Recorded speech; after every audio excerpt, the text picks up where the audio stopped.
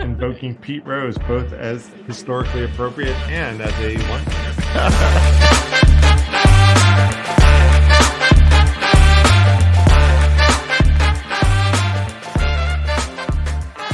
Welcome to A More Philly Union, the podcast where we swear to talk about the Philly Union, the whole Philly Union, and nothing but the Philly Union with as few digressions as possible. We are your hosts. I'm Eric. I'm C. And I'm Paul. And this is a delayed episode, thanks to the U.S. Open Cup. We got two games to talk about this episode. Before we jump into that, a little bit of housekeeping. Shout out to our friends in Poland. So we got another download from Poland this past week. So huzzah! Huzzah. We'll learn how to say thank you in Polish. I'm on it. Yeah, Kirsty's on it. our resident Polish expert. And then just as a status check of where we are in terms of our download goal, we're at, as of I think some point this afternoon, we're at 278 downloads. So we're just a little over a quarter of the way to the 1,000 download goal. And then we'll make our donation to the Union Foundation. We've kind of decided to formalize our donation. So basically, the regular season ends in October. So if we make it by October, we'll do basically $100. But every month we get to our goal before. So if we make it in September, we'll tack on an extra $100. If we make it the goal 1,000 by August sometime, we'll add on $200, etc. So a little incentive to so it's one donation, but the sooner we get there, yes, the bigger the donation will be. The bigger the donation. So here's a chance for all of our listeners to spread the word, get the downloads up there, and make us spend donate a little bit more to the Union Foundation. Exactly.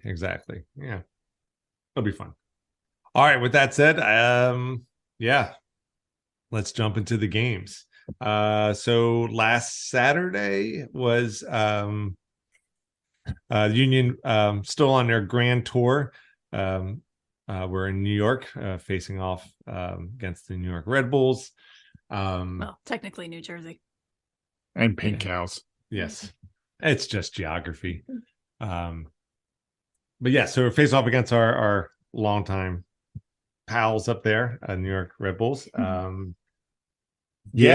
Pretty lackluster game, in all honesty. They certainly were on the field for about 90 minutes, and there was stuff happening. It just felt like the Union were coming down off of a high, and then the Red Bulls had very little idea on what they wanted to do as far as how to attack the Union. So I found it a rather boring game, which was really upsetting after coming off the LAFC game, which was really entertaining, even though it didn't go the way any of us wanted. It just felt blah. Yeah. I mean, there were some shots, there were some opportunities. Blake did make a number of nice saves throughout the match. We are so spoiled to have Andre Blake in net for us. Yes, there's a reason why hashtag saves by Dre exists, because that man is amazing. He makes almost impossible saves look routine. And yeah, he looked really good. It's good to see that he was ready for the game. Otherwise, like I said, it just looked like we kind of ran out of ideas in the final third. Yeah, I know we started the game without some of our usual starters, like True. Elliott and Mabizo were out. Martinez was out. Was that due to an injury? Or yes, okay, it's his knee. I don't know when he's due back. Also, I will say, it was weird seeing Corey Burke in a New York Red Bulls uniform. Yeah, I mean, it's always great to see him play, whatever team he's on. But that was a little strange. They did mention that Curtin really tried to keep him, but I from what I had heard, he wanted to go, like he wanted to be on another team. So I don't know. Who knows? I guess that's about, but If I had to guess, I would say he knew he was third on the depth chart for forward, so his time was going to be limited if he stayed with the Union. And I think they said that Curtin and Burke, got a little hug there before the beginning of the game, so that was nice to see. And then every stoppage that happened, at least up until the second half, you always saw Lowe and Burke and Blake chatting together, since they all play out together on the Jamaican national team. Yeah, that's true. That's true. Well, and to that lacklusterness, I mean, this was the game actually where they did mention that at that point the Union had played more games than any other team in the MLS, so counting everything. So this season, right? This season. And so it kind of makes sense that they might be tired, but you know how they often say a draw that feels like a loss.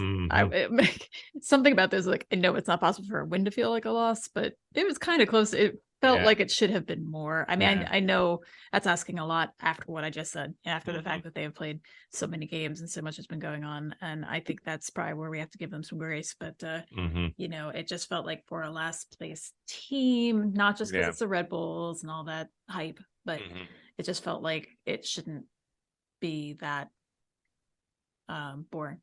Yeah.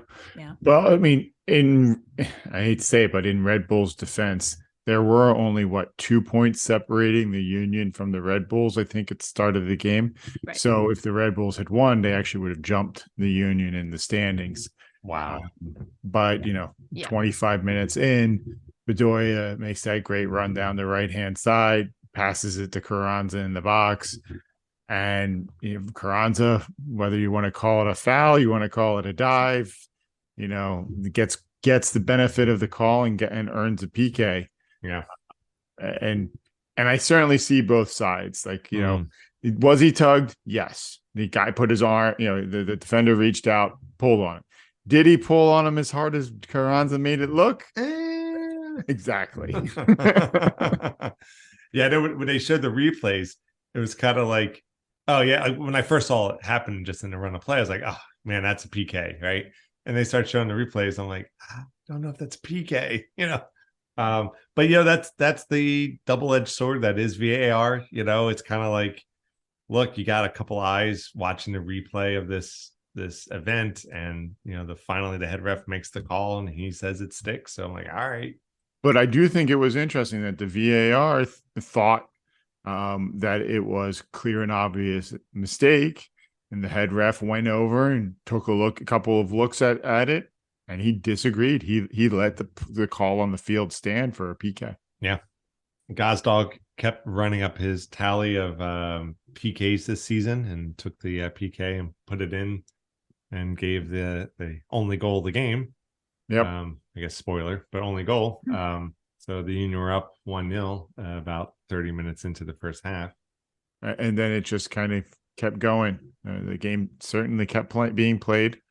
And there were some yellow cards. I know Quinn Sullivan ended up running into the Red Bulls keeper, Cornell, at one point, and got a yellow card for that. That collision did look a little hard, especially at regular speed. I agree. Yeah, it looked like a pretty hard hit. There was that yellow card before, and I noticed here at 36. Flock got one, but I noticed that Flock and Lowe were arguing on the field. So I don't know what was going down. They were speculating that Lowe thought Flock wasn't where he should be, and it's funny because just, oh boy, here I go getting myself in trouble, but Flock just has this kind of whiny quality when he pushes back. Like, I don't know what he sounds like. I don't know, but just when the look on his face, it just looks like, what? See, why? maybe this isn't fit for the cast, but whenever I see him on the field, I just think of I know this is a little bit on the nose, maybe too much. It just reminds me of Mac from Always Sunny, just the soccer version. Oh no, there have been a few versions of Mac on Always Sunny, so which one? But no, it's just something about him. But so that there was people are tired. They need their juice boxes and their orange slices. I think so. I think so. They've been on the road for a long time. People just need to get back to their own beds, I think, and maybe that's what it was. First half ends. typical fashion, Union not having the majority possession, which, my knee-jerk reaction was always like, I gotta get that possession numbers up. But I'm on board the Union not having majority possession. Yeah. Certainly, with being up by a goal, Red Bulls needed to push the game in the second half. So that seemed to play into the Union's game plan. Yeah. Red Bulls were definitely out shooting us in the first half, but we were out shooting them in terms of shots on goal, 2-1. And of course, we were leading in the yellow card competition, 2-1. Huzzah! First half. So the pure competition of yellow cards. Second half, so second half was kind of the try to stay awake on the sofa. Yeah, they certainly made that tough. Yeah. The only thing, the big things I remember from the second half was that unfortunate tackle that Burke put on Blake that caused Blake to writhe on the ground and grab his knee. Made me worried for a bit. I mean, Blake's already missed a bit of time for the groin injury earlier. And then to see him collide like that, I know it wasn't anything malicious from Burke, but he did catch him with the trailing leg and went right into him when Burke touched it around behind him. And that was scary. Yeah, when Blake's on the ground, holding a leg or something like that, he's definitely not one to simulate at all. So when he's grabbing a limb, it doesn't, and that's when I generally no longer care about the game until he's back up and playing. I kind of stop. Yeah. Everything stops. Is he all right? It was interesting when they subbed Ali off. I don't have the timestamp on that, but the commentators were talking about I've just been told it was the 78th minute. From our producer. Or our producer says it is the 78th Thanks, minute. Steve. How much of a difference he makes holding the team together. Yeah. I don't know what you guys think about that, but when he goes off, sometimes the wheels can come off entirely. So whether some people online, you see a lot of scuttlebutt. They should pull him sooner. He's old. He's this. He's that. And he's slow. I mean, people are always going to have something to say, but I think. I do think there's a reason why Curtin leaves him on the field as much as he does, and I think it's exactly that. He keeps people calm. He keeps them their heads in the games. I don't know what he's necessarily saying to them, but he seems to know how to work each of the players on the Union squad so that they get the best out of them. So even if Bedoya is having some trouble tracking back on defense, or may not make the late run or the runs late in the game that he was at the beginning of the game. Yeah, there's some intangible contributions that he's making on the field. Absolutely. Also, I'd just like to clarify that I was not saying Ali was old. Correct. That's the people online. Yes, those people. I saw Wagner was taking a bit of a beating in this game. It was a lot of just, just getting manhandled, getting knocked down. I just remember making a note that he's really they're really treating him roughly there in New York. It felt like all the camera shots of him were him clutching some part of himself and looking upset. So but not as upset as Struber got there, the Red Bulls coach there towards the end of the second half. I don't know what he was saying to the fourth official, but whatever it was bad enough that the main referee gave him a yellow card. Yes, indeed. Yeah. Did they show that? I just remember them talking about it. I don't remember seeing the which part? Yeah, Struber getting. Yeah, I mean the ref came over or at least walked towards him and made it very clear he was giving the bench a yellow card. Wow. Yeah, if you looked down for a second, you would have missed it. Okay. So that's probably, but they did show it. Yeah. So yeah, he was really going after the sideline official. So. Yeah. Seeing her well-rested eyes saw it just fine. I had been up to watch the coronation, so it was not at all well-rested. I think there was far more action there than in that Union game. I don't know. It was kind of a dead heat on that one. Any red cards during there? Should have been. But hey, at least the Union finished with a 10th victory against the Red Bull. The King can't say that. Or 10th unbeaten game, I guess, against Red Bull. I don't know if there were some ties in there. I did start watching some of Union's press conference since I found the link from the Union web main page. One of the quotes from Kern, he says it's one of the ugliest games of the season. Like, wow. That's it was interesting that one of the last times my mom was down here, we were watching a game, and she said she's very casual, but she really likes the Union, and she was just saying how when somebody wins because of a penalty, she always feels like it's kind of like cheating, like, or it's not as legitimate a win. She as and I mean, she wasn't totally serious, but it does feel a little unearned. I Yeah. can definitely understand why Yeah. Nancy would say that. Yeah, for sure. So I guess that's kind of a little bit of this game too. But we, if I remember correctly, we were kind of not thinking much would happen in this game anyway after all the games they had played. Yeah, maybe it was kind of just like almost like game fatigue, right? We had so many games in such a short period of time. Watching the Red Bulls game was just kind of like, all right, let's just get through the game, in terms of watching it. And I mean, I wanted the Union to win and all that, but it's just kind of like by playing it. Yeah, it's just kind of let's just get home. At this point, let's just win and get home. We don't I mean, you can see it in our predictions. I predicted a 1-1 draw. You both predicted Union victories, but I think it was 2-0 for C and 2-1 is what E thought it would be. We all kind of thought the Union were just gonna not necessarily pack it in this game, but it wasn't going to be their sharpest performance. I gotta imagine, it was how many games? 3 games in 8 days, something like that. That's not slowing down. I mean, they had those 3 games the week before, and then it's rolled right into this one, and now next week, then we had the MLS game, the U.S. Open Cup game, and now there's another game on Wednesday or Saturday, another one on Wednesday, and another one the following Saturday. So the games are coming fast and furious for the Which I guess that's a good lead into the second game of the week, which was the U.S. Open Cup round of 32, Union versus Minnesota United at Minnesota. I think we all picked the Union to win, and unlike the Red Bulls game, this was a really exciting game. This might have been one of the best Open Cup games I've seen in a while, because I know it was on kind of late for those of us of a certain age, I found myself initially like, I just gotta stay awake. That's didn't make coffee, but apparently I should have.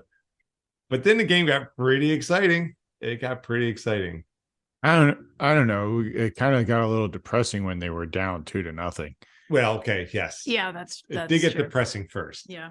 So it was 2-0. But like we often say, it did feel like there were goals left in the game. Like even when they were down 2-0. Because they gave up a goal. Did they give up a goal in the first half? I think they did. No, it was 0-0. The first goal didn't come until the 68th minute. 68. Wow. Okay. 68th minute. Yeah. So Minnesota got the first 2 goals in the 68th and the 74th minute. And at that point, it was hard not to feel like, well, those are the nails in the coffin. Right. And then Kai Wagner. Kai Wagner. He was he didn't get the first one. He wasn't going to take it anymore.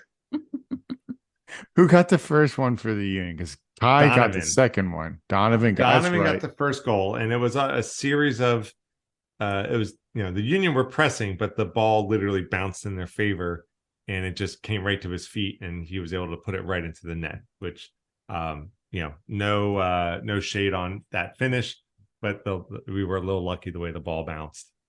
I think the pass to him was good, but the play right before that was fortunate. And I think was that Harriel that it went off of, or so it bounced off Carranza.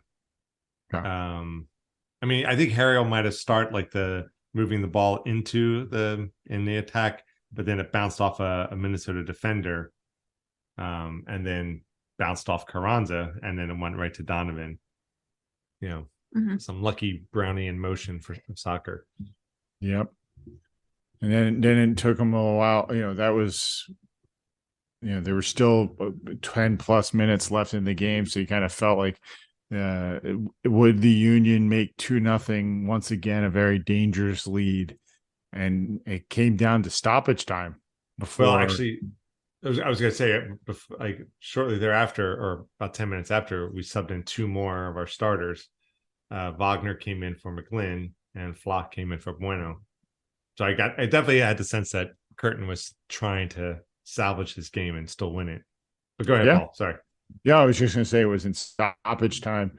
Was it Torres who put the ball across the box, and it landed and bounced just right for Wagner, and he half volleyed it past the Minnesota keeper. It wasn't quite the last play of the game, but there was only like 30 seconds remaining before the referee blew the full-time whistle, and it was tied up 2-2, and it really did feel like the momentum was going the Union's way. Absolutely. Yeah. It really felt like, to come back from a 2-0 deficit and it tied up literally at the death. Thank you. Yeah. And that goal by Wagner was really nice. It was a really nice goal from Wagner, but that one was not a goal at the death. The one at the end, at the 20th minute, that was at the death.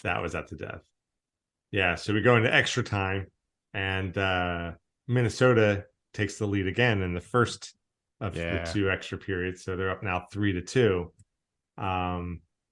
Plenty of yellow cards. Yes.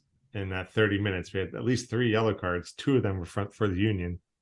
One for Elliott, and then just really quick, Elliott is the unsung Martinez in yellow cards. If you really pay attention, he gets quite a few. Does he? Yeah, he does. I mean, I don't know if the stats totally bear me out, but he gets them more often than you realize. Martinez just it's the bigger personality when it comes to fouling. But go ahead. No. I'm going to have to watch for that. Mm-hmm. Yeah. It's just because he's tall and lanky. And then once Minnesota got up, I mean, they were trying to choke out the game. It wasn't that they were just packing it in. They did seem to try to possess the ball in the Union's half, and it looked like they were going to do it until late in stoppage time. Another play by Wagner. Yeah, it was a free kick, and it was brilliant.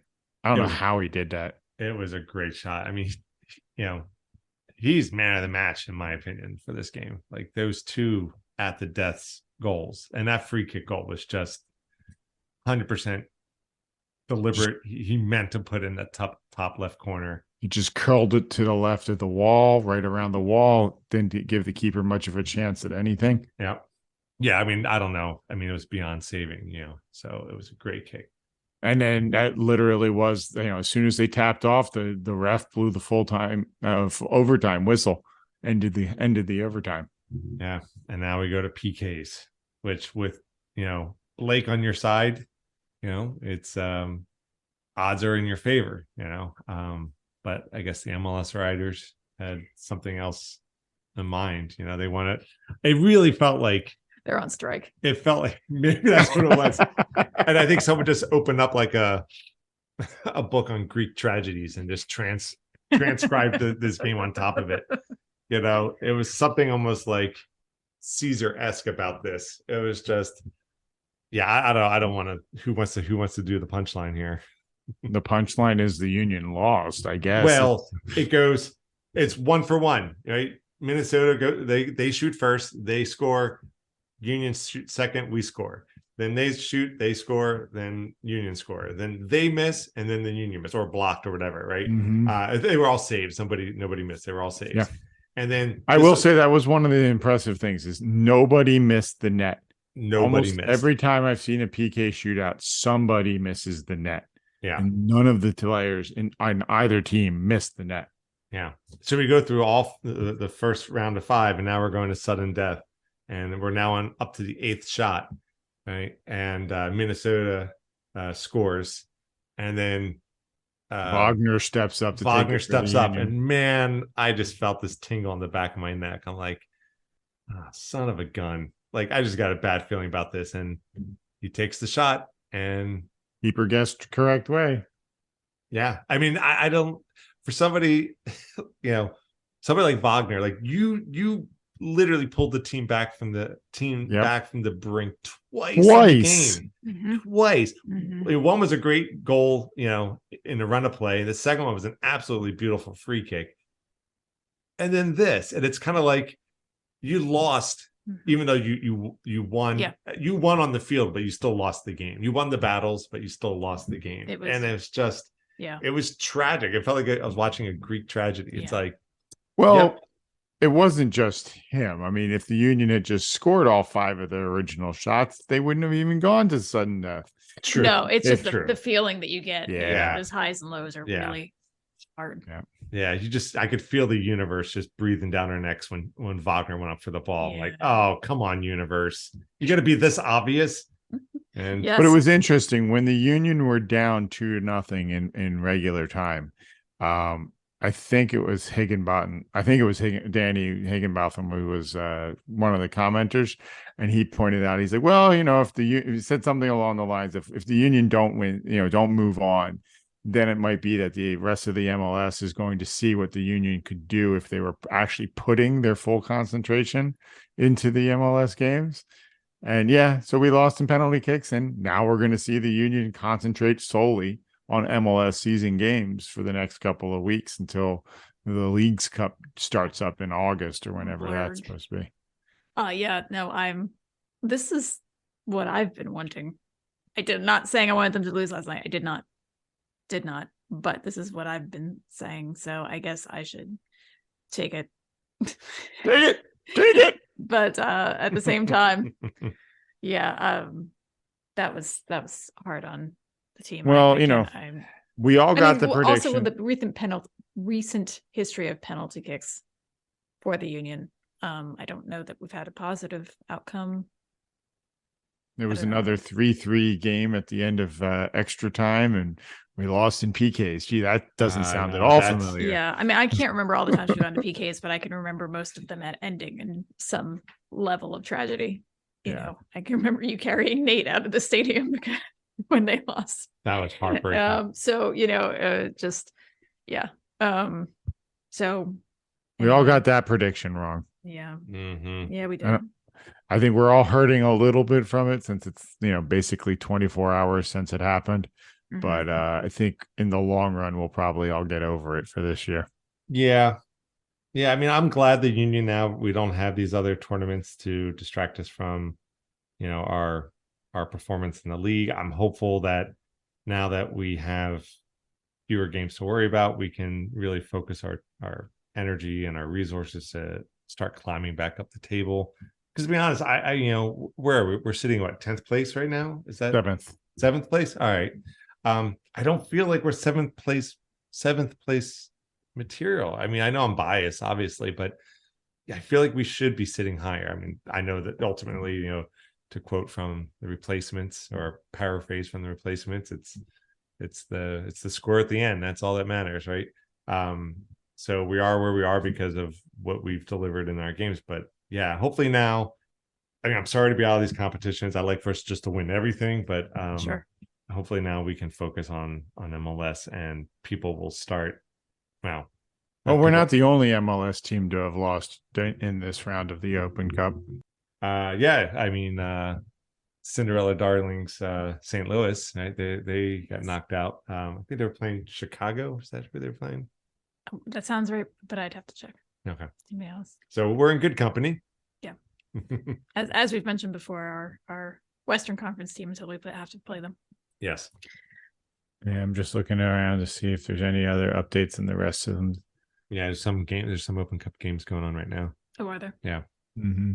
Oh yeah. So I guess quick Open Cup thing was the Pittsburgh team beat New England Revolution, which is it's always nice to see these I say this with respect, these smaller teams take out MLS teams, because I gotta imagine it's kind of their moment to really kind of show what they can do, and I'm sure they take this, not that we don't take it seriously, but those teams are probably hungrier to some degree than it looks like there's two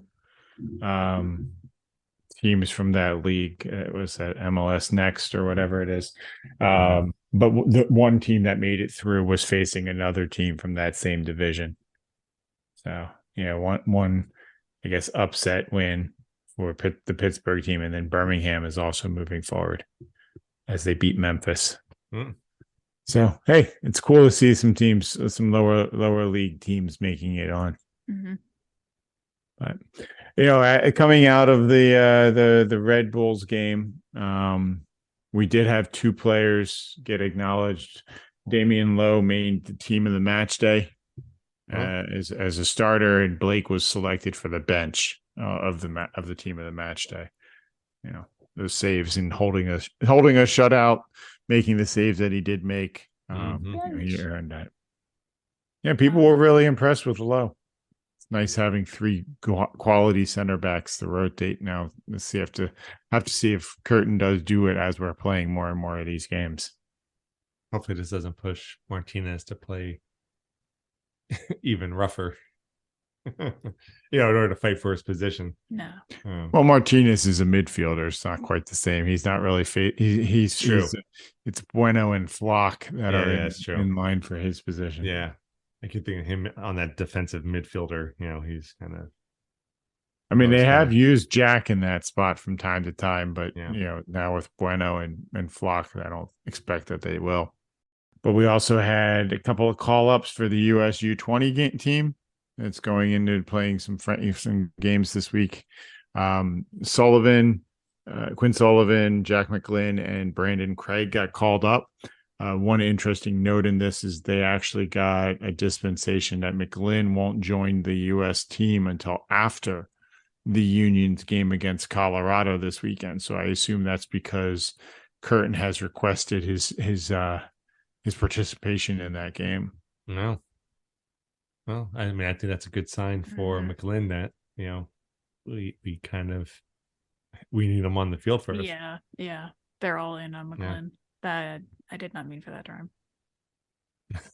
But it is interesting, that they don't typically make that sort of request.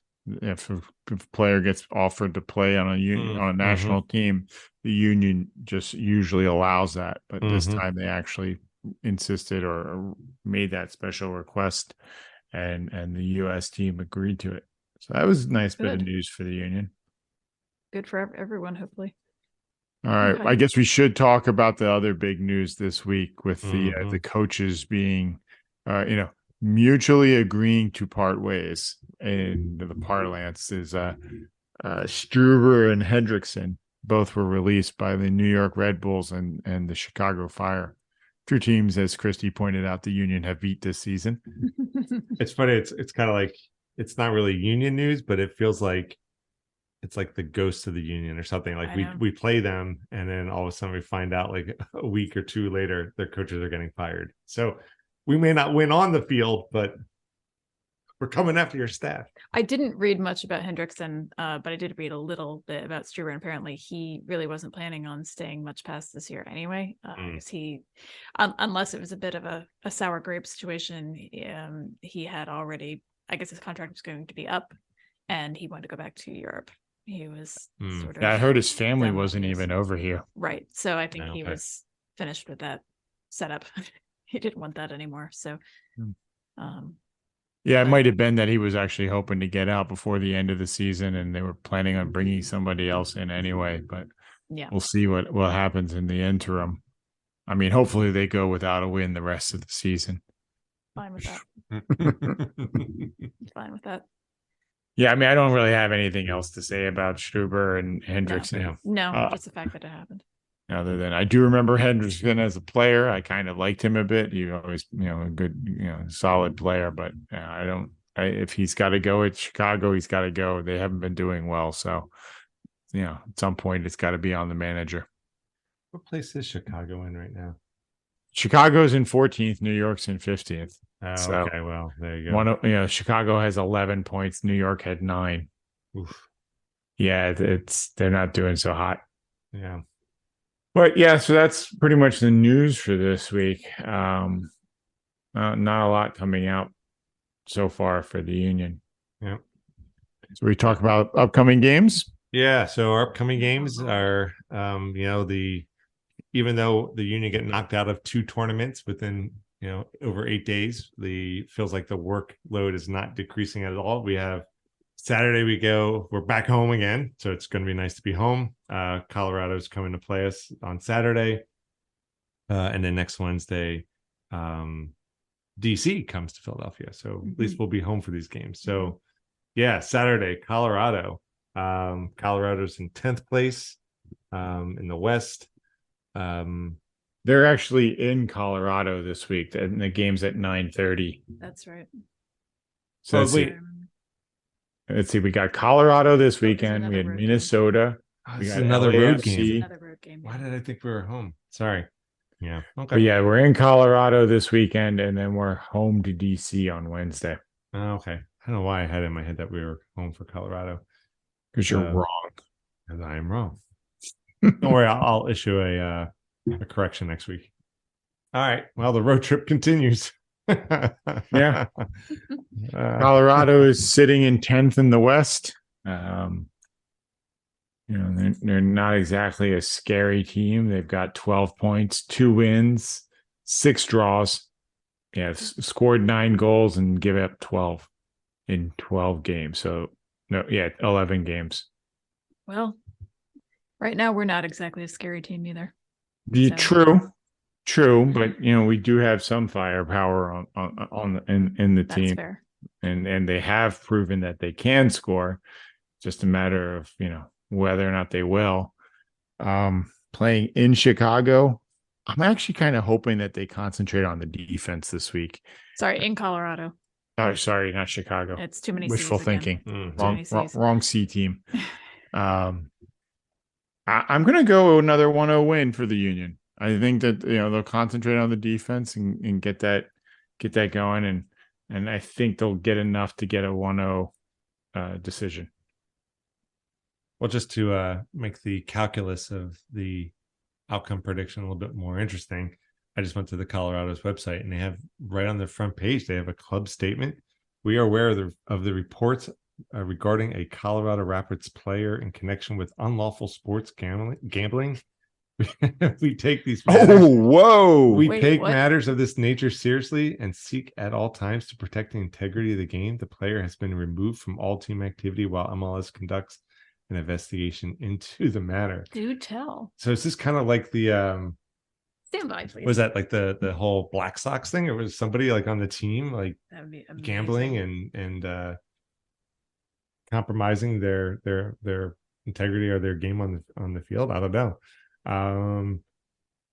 know. This is kind of like the proverbial player sent off the field when something like this happens. Maybe, I don't know if this is going to make Colorado play worse or play better. There we go. The announcement. You found it, Paulie. Go ahead. So yeah, I'm just reading from Sports Illustrated. The announcement came amid reports that 21-year-old midfielder Max Alves had received a sum of money in exchange for picking up a yellow card during a match in the 2022 MLS season. That's crazy. Wow. It's the Black Sox scandal. It's the Black Sox, right? I don't know if this is bode bad or bode well for the league that people are willing to do stuff like this.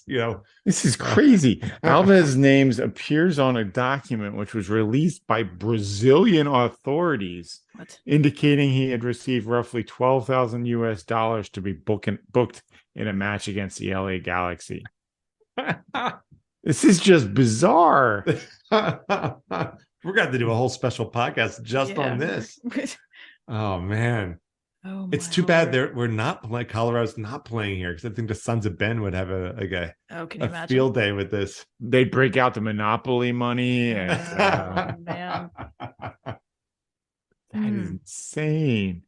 I mean, to be fair, I have no idea if Alves was playing for the for Colorado, and actually it says here his last appearance for Colorado came May 6th. So I mean, he did play against Galaxy. Yeah. Wow. All right. Okay. Well, I'm not going to have that change my prediction, but do you guys want to make your predictions for the game against Colorado? Um, well, I bet that the Union will. Oh, you bet.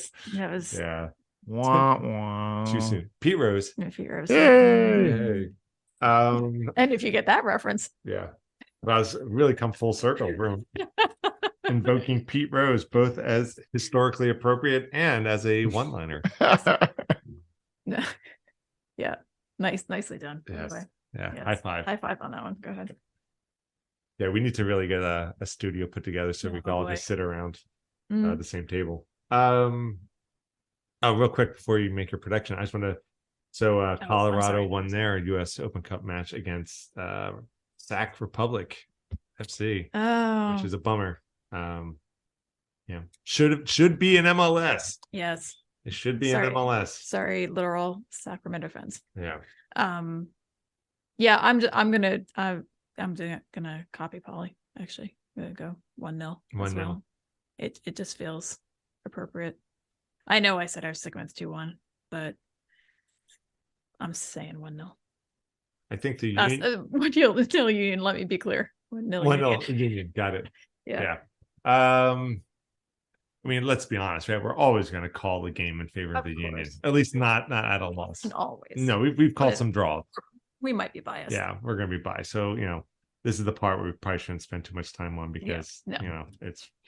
But I'm going to say, I feel like that last mile when the finish line's coming up, you can just push really hard, and because you know that this is our last game in this whole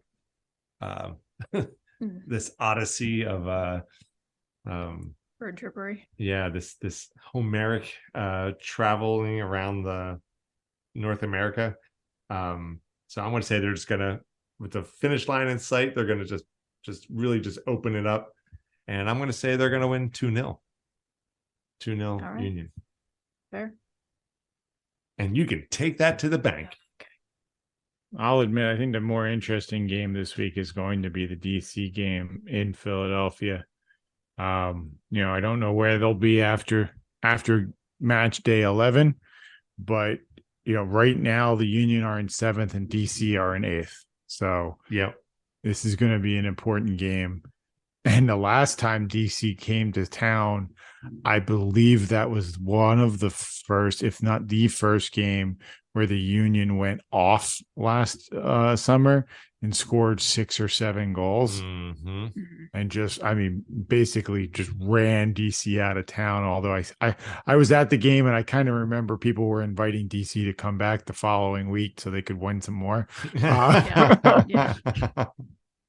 I don't know that I would love to see the Union be up for the game and really run it out there like that again. It's not impossible. I mean, Rooney does have DC playing fairly well right now, though. And I'm going to go 3-1 Union. Okay. All right. That's I want to say ambitious. That's a optimistic. Optimistic, yes. Yeah. Hope dies last. Mm-hmm. Yes. It's a hope that kills you. What? Is that a Ted Lasso reference? Yes. Yes. It's not a podcast, but a Ted Lasso reference. Apparently not. Oh gosh, I don't know what to say. Well, we're going to this one unless something goes sideways. So here's hoping it's a good high scoring game with our char benefits. I'll return to form and go 2-1 on this one. I'm just gonna go Union. I'm just go You're forgetting to say that. I'm gonna say just to make this fun, just like bet go big for it. And then if it actually starts panning out, you could start getting really giddy. I'm gonna say 4-0 Union. All right. 4-0. Yeah. All right. Good. Why not? It'd be awesome. As long as there's no Brazilian gambling involved, I think it's pretty much.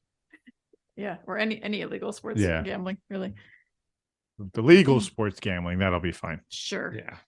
I mean, seeing as how, it seems like every other team has some online gambling site on their web, on their jerseys. Right. As bad as Bimbo is, at least we're not, points bet or, That's FanDuel fair. or something. Yeah. Now I'll take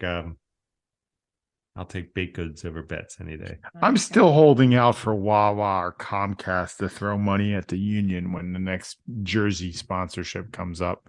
Or Entenmann's, right? They're Philly, aren't they? Yeah. I think so. I thought they were Or in New York. No, never mind. Oh no, Tasty Cake. That's what I'm thinking. Well, Sorry. Tasty Cake, yeah, but they don't have the budget. I don't know, think. but like, yeah, yeah, Wawa would be great.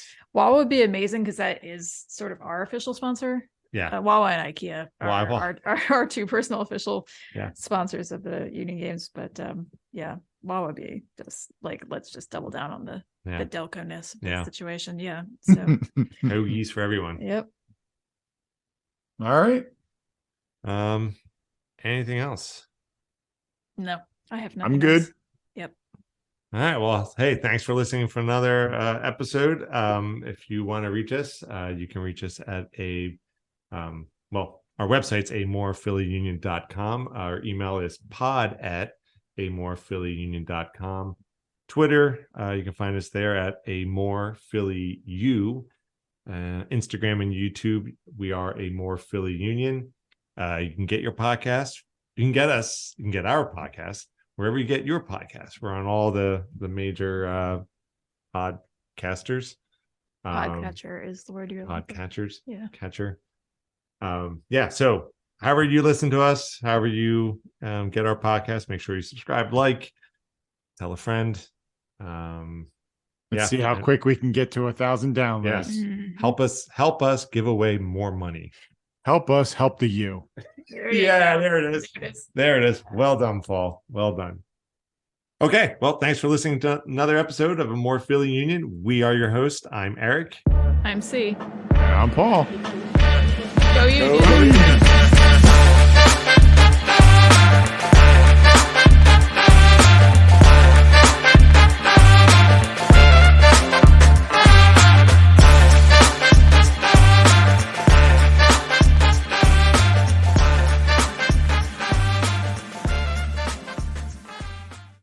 NT, very important. NT. Yeah. Yeah. If you get that reference, your knees crack when you stand up.